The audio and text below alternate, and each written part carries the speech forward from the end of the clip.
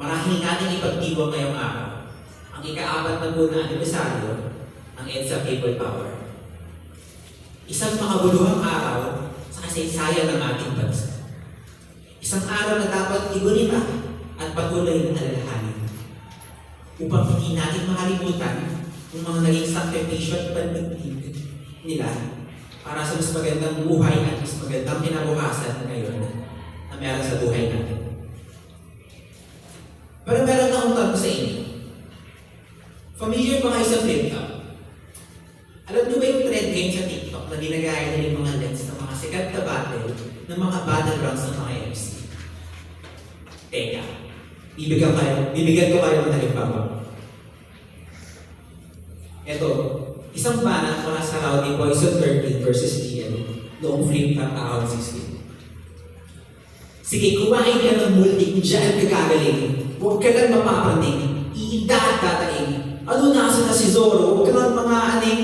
Kahit nahulog yung kutsara tol, wala nang dadating. Oh, ang angas mo. Teka, meron pa akong isa. Ito, classic to. Mula sa laban ni Balakid versus Lanceta noong flip-top zoning 2018. Tutok na tutok sa tuktok ng bumulong pa. Tak-tak bubok, tagat-tak dugo. Pero hindi tutok hang na nagmamaang-maangan. Paano manlalaban ang walang kalaban-laban? Paano? Paano nga ba? Paano lalaban? Tayo yun, di ba? Pati sila, yung mga mamamayan nating nakibaka at tumigdig doon sa EDSA. Samahan ng mga lumaban at handang mamatay para sa bayan, matapos lang ang kapangyarihan doon sa amay noong diktadura. Pero ang tagal na 40 taon na. Sa palagay ninyo, ano yung kalaban ng kasaysayan pagdating sa ganyan? Nagsisimula sa letra ng panahon. Panahon at oras. Yan ang kalaban ng kasaysayan. Ang ibig gamitin sa atin ng mga nasa kapangyarihan para mabura ang isang munting panahon na bumuo sa atin at humubog. Ngayon pa nga lang kita niyo ba ito suot ko? Inuborme yung pagpasok na sinusuot sa paaralan. Bakit galing ako doon? Kasi sinusubukan nilang burahin ang nakaraan. Kaya itong pagpupulong na ganito, hindi dapat natin tigilan. Sa kahit anong paraan na meron ka, lagi mong susubukan.